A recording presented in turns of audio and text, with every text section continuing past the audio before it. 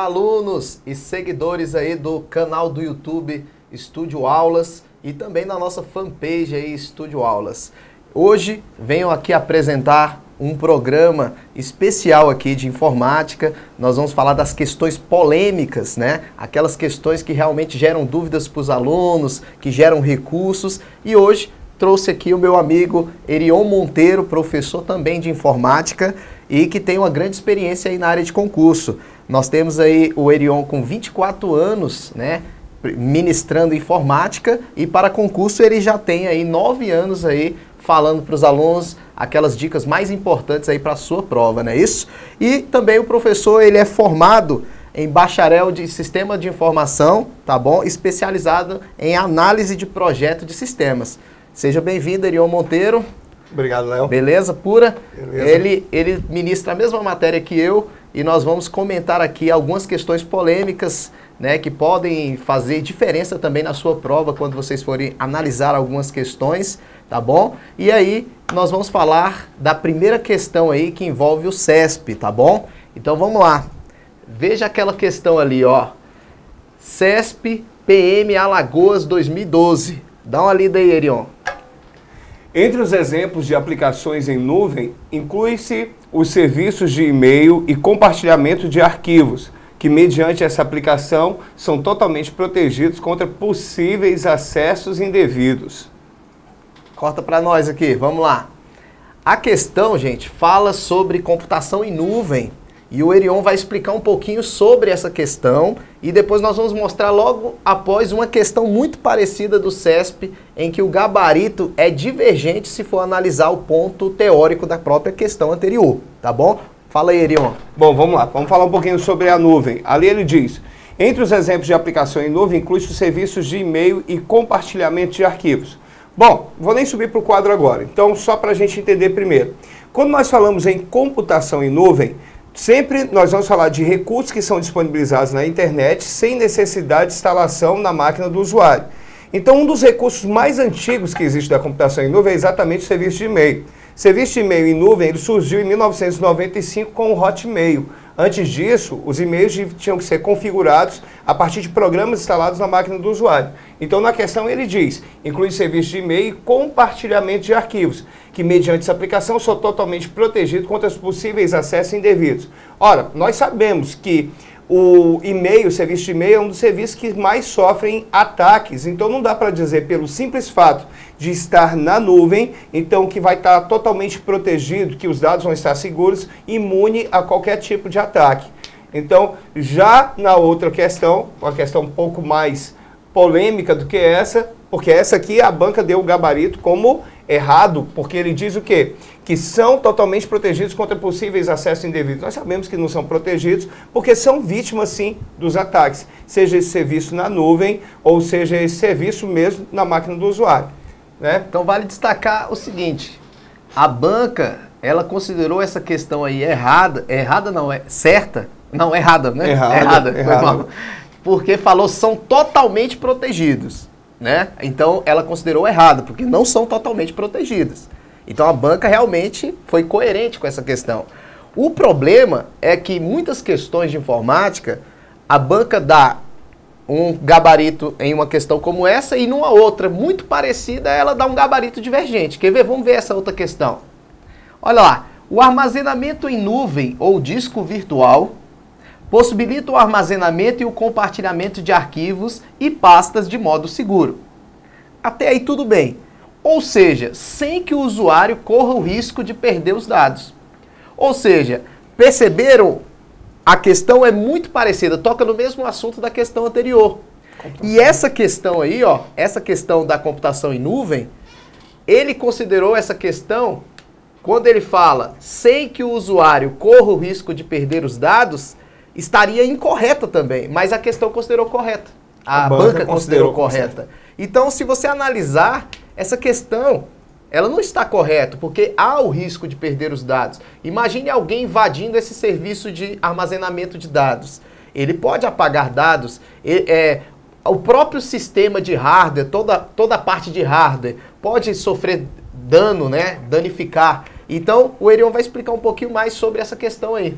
Também tem um outro detalhe, né, Léo, com relação a isso. É porque a gente tem que, sempre quando falamos de segurança da informação, nós temos que prever um ponto que é relevante, que são os erros humanos. Então, quem administra isso, na verdade, então, é um ser humano. Então, se alguém, de forma deliberada, quiser apagar todos os arquivos de todos os usuários, ele pode fazer isso. Tudo bem que eu vou levar para uma área que é bem diferente, mas recentemente nós tivemos o caso daquele avião que caiu lá na divisa da Itália com a França, né, indo para, aliás, foi na França para a Alemanha, né? Bom, enfim, então da Germanwings, em que o copiloto derrubou o avião. Inglês bem. Germanwings, né? Então, olha só. Então, o avião que caiu lá, ele, na verdade, foi derrubado pelo copiloto, então é algo inesperado. Ninguém espera, por exemplo, que um administrador de um serviço desse nuvem, ele venha a destruir todos os dados de todos os usuários. Mas se ele quiser fazer isso, poderes, então, porque ele é o administrador do sistema, ele tem poder para fazer isso. Então, dizer que, por exemplo, que não existe o risco de perder dados, é muita irresponsabilidade da banca afirmar isso. Então, assim, não se espera que aconteça, mas o risco, ele sempre existe. Por isso que há o planejamento de riscos, né? Exato. Existe o planejamento para saber se existe um risco de uma ameaça, se existe um risco de um problema técnico, e aí você criar o planejamento, né? Que a gente chama de plano de contingência. Plano de contingência, né? É o livro laranja. Exatamente. Então essa foi uma questão polêmica, mas a dica que a gente dá para vocês, cara, existe o risco de perda dos dados, sim, tá? Existe o risco. Então essa questão foi incoerente. O armazenamento em nuvem realmente te dá a possibilidade de manter dados em segurança, mas falar que não existe o risco, aí deixa a questão incorreta. Vamos ver uma outra questão, Erion? Vamos lá. Vamos passar aqui. Essa questão agora é da Funiversa. Foi uma questão recente na prova de agente penitenciário, agente de atividades penitenciárias da CESIP aqui de Brasília, tá? E essa questão, ela ainda não saiu o gabarito definitivo, tá? E se você está assistindo o vídeo depois que a gente gravou, se saiu o gabarito definitivo, a gente analisa por ele também. Mas o gabarito não, né? O gabarito, seu Crespo. O gabarito não. O gabarito pré-eliminar dessa questão, o Erion vai comentar ela aí também, tá bom? É porque essa questão, na verdade, ela já nasce polêmica independente de gabarito. Porque ela diz assim, ó, embora os sistemas operacionais Linux e Windows possuam características distintas, o Windows foi projetado para que aplicações desenvolvidas para o sistema Linux também sejam executadas por ele. Bom, primeiro aspecto, o Windows, só se a gente pegar o contexto histórico, o Windows ele nasce bem antes do Linux. O Windows ele foi criado em 1985 e o Linux só foi surgir em 1991 e popularizar bem depois disso. Ano que eu nasci, então, né? 1991, ano que eu nasci. Foi que nasceu a sua primeira espinha. Então, a questão é o seguinte, né? O Linux, então, ele não pode se dizer que o Windows, desde a sua origem, ele foi projetado para aceitar os programas que vinham do Linux. Então, não existe essa correlação. E tem outros aspectos também. Por exemplo, quando nós falamos de sistema operacional, o Windows, no Windows, os arquivos do Windows são os arquivos considerados executáveis, binários. Eles geralmente têm extensão exe.bat, né, .bat. Também tem aqueles arquivos de proteção de tela, os SCRC. Todos eles são arquivos executáveis, só para dar exemplos de alguns. No Linux não existe essa necessidade. Então, o Linux não está preocupado com extensões. Os arquivos executáveis, eles têm permissões para serem executados, eles não precisam necessariamente ter uma extensão. Então, nem sempre no Windows vai rodar as aplicações para o Linux, até porque os arquivos não têm essa extensão. E outro aspecto interessante, tá? No Linux, por exemplo, é o diretório que determina, por exemplo, arquivos binários armazenados no diretório /bin, então são arquivos automaticamente executados no Linux. Então, o Windows não está preparado para esse tipo de situação. E tem mais um detalhe curioso aqui. Normalmente, quando você quer rodar uma aplicação do Linux que não serve realmente no ambiente Windows, você vai ter que fazer uso de uma máquina virtual, que é uma espécie de emulador. Quer acrescentar aí, Léo? Não, pode. Né? Pode ir. Então, que é uma espécie de emulador. Então, eu posso rodar aplicações no Linux, no ambiente Windows, usando uma máquina virtual ou usando um emulador. Então, eu não posso afirmar nessa questão que o Windows, que ele diz na questão o quê? Que sistemas operacionais, vou ler de novo ali, né? Embora os sistemas operacionais Linux e Windows possuam características distintas, acabei de mostrar algumas delas, o Windows foi projetado para que aplicações desenvolvidas para o sistema Linux também sejam executadas por ele. Existem alguns casos porque os aplicativos são desenvolvidos para os dois sistemas operacionais. Nós vamos encontrar isso, por exemplo, no BROffice, nós vamos encontrar isso no Mozilla Firefox, no Mozilla Thunderbird, mas é uma característica do aplicativo e não uma característica do sistema operacional. Então, portanto, eu consideraria o item errado. A grande polêmica é que a banca deu o item como certo. Vale destacar também, quando você entra, por exemplo, no site do BROffice, é verdade, é vero que o BROffice tem instalador para Windows, instalador para Linux e também instalador para o Mac OS X, sistema operacional da Apple.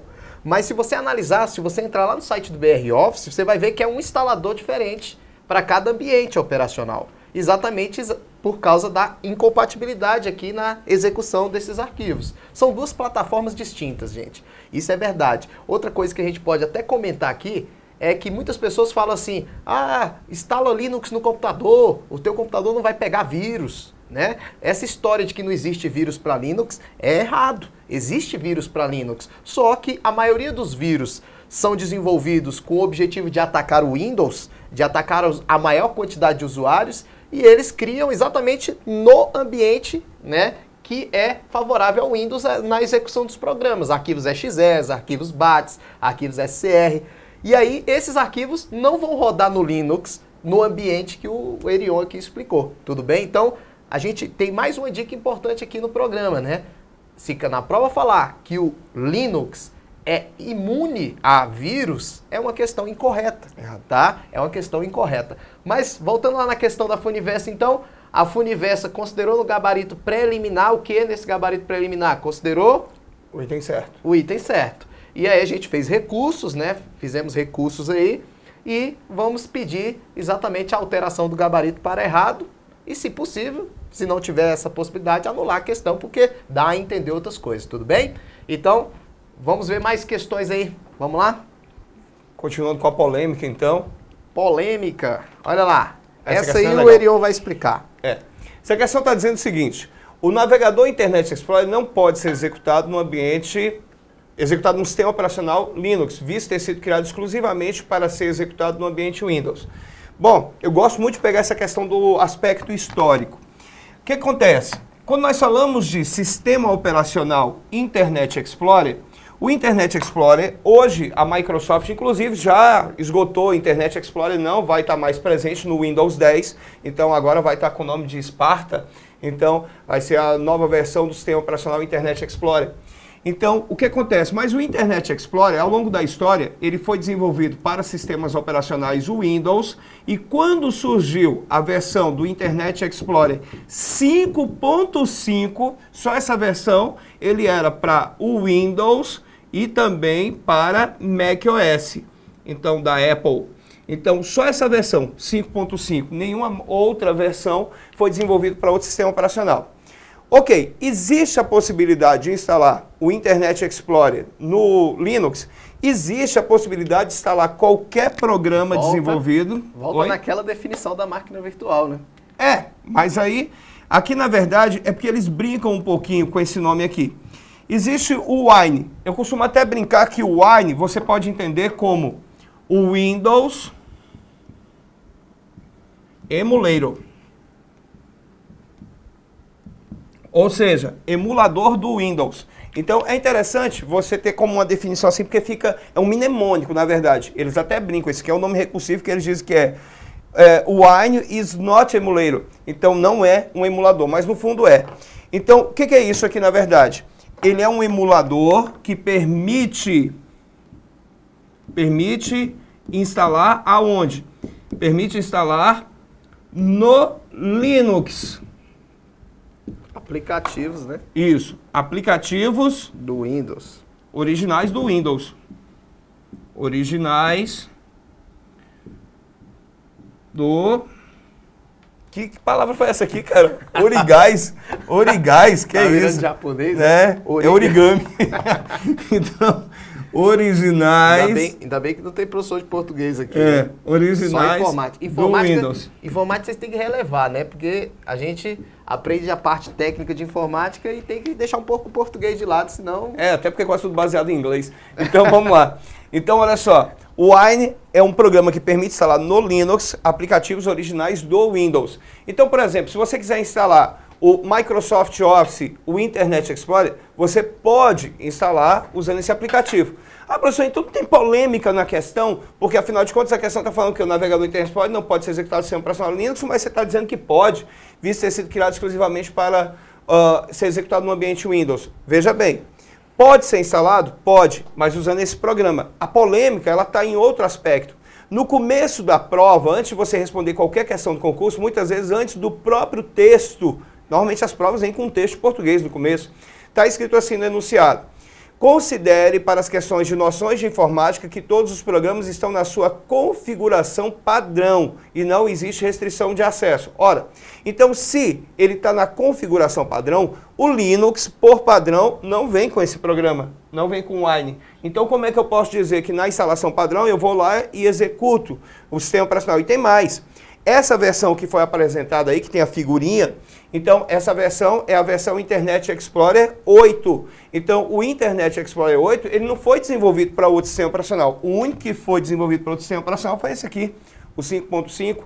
Então eu não posso dizer que esse Internet Explorer 8, ele realmente pode ser executado no Linux. Então só se eu instalar um outro programa. Então não posso considerar a configuração original. A banca disse o quê? O navegador Internet Explorer não pode ser executado no sistema operacional Linux, visto ter sido criado exclusivamente para ser executado no ambiente Windows. E deu o item como errado. E o item está certo. O item, na verdade, está certo, considerando tudo isso aí. Então, lógico, numa leitura mais simples, eu posso dizer, não, eu tenho o Wine, eu posso instalar.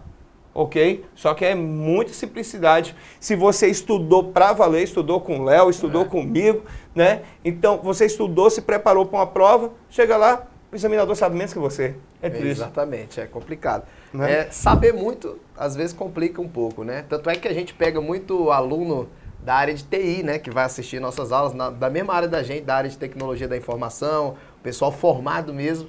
Aí, quando eles chegam lá e vê todas aquelas informações, eles chegam no final da aula e falam, professor, sou formado nessa área, mas essas informações aí que vocês passaram, realmente eu nunca ouvi falar, eu erraria, porque eu iria levar mais para o lado técnico. Fazer prova de concurso, gente, não é só saber. Você tem que ter artimanha, você tem que ter pessoas experientes te falando aquilo que realmente você precisa saber para a prova, né? Muitas coisas a gente também não concorda, como essa questão, a gente não concorda.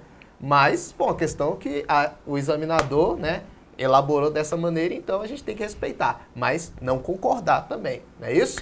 Vamos ver a outra questão aqui.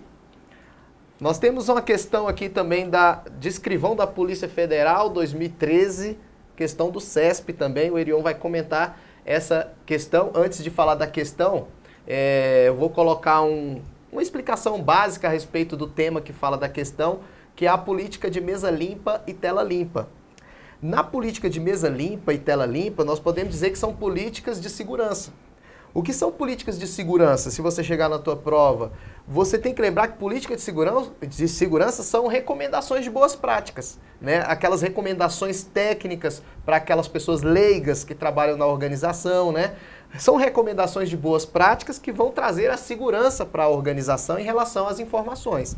Então, quando a gente fala política de tela limpa, política bem simples de tela limpa, não deixar as informações na tela quando você vai no banheiro, quando você vai atender alguém, bloqueia a tela, coloca uma proteção com senha ou algo do tipo. Além dessa proteção de tela limpa, nós podemos citar, por exemplo, a proteção de mesa limpa, não deixar documentos sigilosos sobre a mesa quando você sair, né?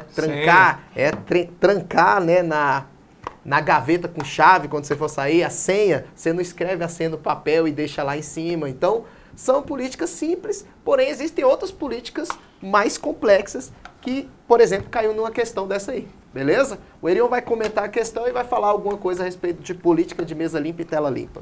Inclusive eu coloquei ali, o Léo falou de bloquear a tela. Uma forma fácil, quando você está no ambiente Windows de bloquear a tela, é usar a tecla Win mais a tecla L. Então, a forma de bloquear a tela. Então, quando se fala de política de mesa limpa e tela limpa, então o Léo já citou aqui muito bem, a política de mesa limpa, ela se refere a expor papéis e mídias de forma que fique ao alcance de pessoas não autorizadas. Tem gente que tem mania, por exemplo, de colocar senhas de sistemas colado num papel sobre a mesa e coloca o teclado em cima. Então, já é algo que é de praxe, alguém não autorizado levanta o teclado e vai ver essas senhas. Então, não é uma recomendação, então, que se faça isso. A mesma coisa com relação à tela limpa, como o Léo explicou, você bloquear a tela quando vai se ausentar. E a questão ela vai envolver ainda o que nós chamamos de single sign-on. Então, o que é que ela diz? A política de mesa limpa e de tela limpa é medida essencial para a melhoria do controle de acesso lógico e físico em um ambiente corporativo seguro. Uma política alternativa seria a instalação de um sistema single sign-on no ambiente de sistemas de informação corporativo. Bom, uma coisa serve de apoio para outra, são medidas complementares. O que seria o single sign-on? Se a gente traduz essa expressão, single sign-on pode ser entendida como única assinatura de entrada. Então imagine o seguinte, né? O Léo está trabalhando no computador que ele tem que usar várias telas diferentes, sistemas diferentes, para cada um deles tem uma senha. Então, a dificuldade, o Léo tem uma dificuldade, ele já falou aqui da idade dele, né? Ele tem uma dificuldade imensa de memorizar senhas, então ele fica anotando tudo num monte de papelzinho. Então, seria muito mais simples se ele tivesse, por exemplo, só um login e uma senha. O que é isso? É o single sign-on.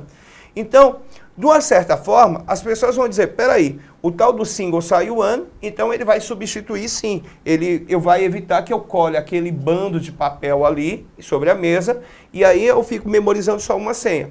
Bom, mas é uma situação, mas a gente, por exemplo, não pode dizer que ele vai colocar como substituto de bloqueio de tela. Então, sobre esse aspecto, sobre o aspecto da mesa limpa, de certa forma, o single sign-on ele auxilia. Mas aí o que é que diz a questão? A questão, na verdade, ela não chega a ser bem polêmica. Ela é mais polêmica com relação ao termo, às expressões que estão sendo utilizadas, do que dizer assim que o gabarito da questão é polêmico. Então, porque a questão diz o seguinte, a política de mesa limpa e tela limpa é medida essencial para a melhoria do controle de acesso lógico e físico em um ambiente corporativo seguro. Uma política alternativa seria a instalação de um sistema de single sign-on no ambiente de sistemas de informação corporativo. Então, ela não é medida alternativa. A alternativa a gente tem que entender que é algo que é substituto. Diferente, que é substituto. Então, ele não está substituindo, ele, na verdade, complementa. Então, principalmente por causa da questão da tela limpa. Como eu falei para vocês, ela é mais uma questão complexa do que uma questão necessariamente polêmica. Mas qual foi o gabarito mesmo? Fala o gabarito da questão ele está dando como errado. E realmente é errado. Porque a política de segurança, na verdade, ela não é uma política alternativa à política de single sign-on. Ela é uma medida complementar. Então, eu não estou contestando, acho que nós, né, não estamos contestando o gabarito da questão. É só para mostrar para vocês o grau de dificuldade que pode ter numa questão da prova, que muitas vezes a gente... É outro aspecto importante. Muitas vezes as pessoas menosprezam a informática. Então, focam muito, por exemplo... Eu já tive aluno que falou assim, cara, eu vou estudar tudo direito administrativo e deixar a informática para lá. Numa prova que teve 18 questões de informática e só 2 de direito administrativo. A prova da Polícia Federal mesmo. Exato. Né? A Polícia Federal foram 18 questões, né, de informática. E a maioria que não entrou foi exatamente porque deixou gramática, informática. Eu costumo falar que os concurseiros... eles erram muito na estratégia de se preparar para concurso. Por quê? Porque eles focam na parte específica. Ah, professor, mas a parte específica vale mais. Mas, pelo amor de Deus, a parte específica você gosta. O que você gosta, você aprende com mais facilidade. Você consegue dispor mais de tempo para se preparar para essa questão da parte que você gosta. Você não gosta de informática, você não gosta de gramática, você não gosta de atualidade, você acha um saco isso. E é isso que você tem que estudar. É isso que você tem que focar mais, porque você não gosta.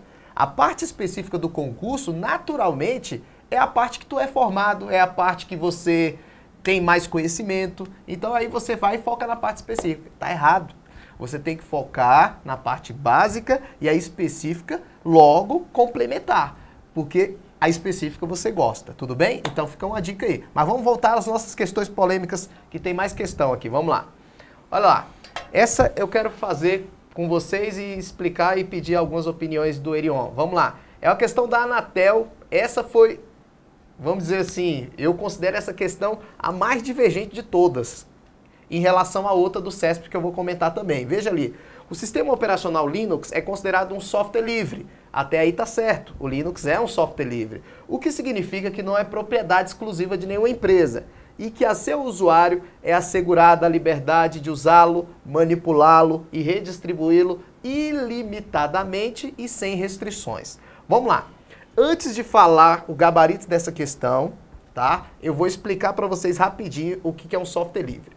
De acordo com a FSF, que é a Fundação do Software Livre, não sou eu que estou dando esse conceito, é a FSF, Fundação do Software Livre, um software só é considerado livre quando o detentor dos seus direitos autorais, ou seja, o seu autor, o seu dono, disponibiliza para seus usuários 4 liberdades.